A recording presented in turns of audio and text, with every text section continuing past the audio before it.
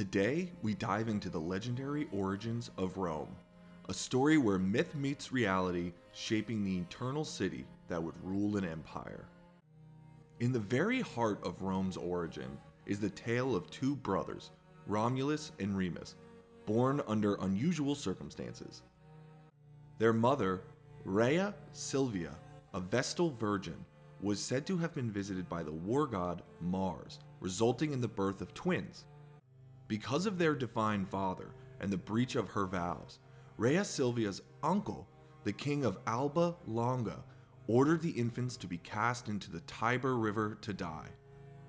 Instead of perishing, the twins survived.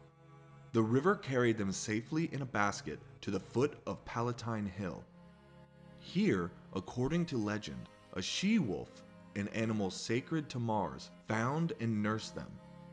A shepherd named Faustulus stumbled upon the miraculous scene. Moved by their plight, he and his wife, Acca Laurentia, took the boys in and raised them as her own. As Romulus and Remus grew, so did their strength and leadership. Unaware of their royal blood, they became leaders among the shepherds and farmers, eventually clashing with the king's herdsmen. This confrontation led them to discover their true origins. Motivated by a mixture of revenge and destiny, they overthrew their great uncle and set out to establish a city of their own. Choosing the site for their new city led to the first of many disputes. Romulus preferred the Palatine Hill. Remus argued for the Aventine Hill. To resolve this, they resorted to an ancient practice, interpreting the will of gods through the flight of birds. Each brother positioned himself on his chosen hill, waiting for a sign. Romulus saw 12 eagles, while Remus saw only 6.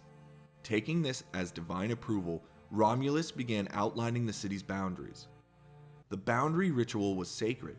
Romulus took a plow and with an ox and a cow, began to trace a furrow around Palatine Hill, marking where the walls would rise. This act signified not just a physical, but spiritual protection for the fledgling city.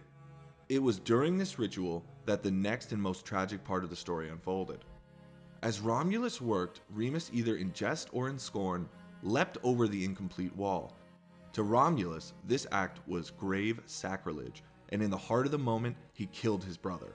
"So perish anyone who crosses these walls," he declared. While this dramatic episode underscores the seriousness of boundary violations in Roman culture, it likely veils a deeper, more complex origin story. Most historians now agree that the narrative of Romulus and Remus is a myth, blending elements of legend with the possible political realities of early Rome. The actual formation of Rome was likely far less theatrical and more a matter of practical and social evolution. Archaeological evidence suggests that what would have become Rome started as a series of small settlements spread across 7 hills by the Tiber River. These hills provided strategic advantages for defense and control over the river, crucial for trade and water supply. Around the time traditionally cited as the founding of Rome, around 753 BC, there is evidence of increased collaboration and unification among these hilltop communities. This unification was driven by the need for shared defense mechanisms and more structured governance as the population grew and external threats became more pronounced. This gradual unification likely involved treaties, marriages, and alliances more than heroic battles or divine signs.